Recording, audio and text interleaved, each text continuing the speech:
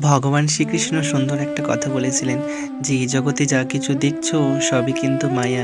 এই যে পুত্র, কন্যা, ভাই, বোন, আত্মীয়-স্বজন, নাম-যশ সবই কিন্তু মায়া। আর এই মায়ার ফাঁদেই পড়েই আমরা কিন্তু সবকিছু ভুলে রয়েছি।" রাধে রাধে, হরে কৃষ্ণ বন্ধুরা, সকলে কেমন আছো? আজ হলো 25শে ডিসেম্বর। আরও একটা বিশেষ দিন হলো, আমরা অনেকেই জানি আবার অনেকেই জানি না।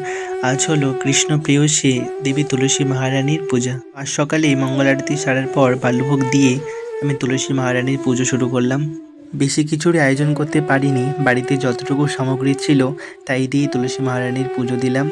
তো বাড়িতে সুন্দর একটা লাল বেনারসি কাটা ছিল, আমি সেটাই আজকে তুলসী মহারানীকে পরিয়েছি।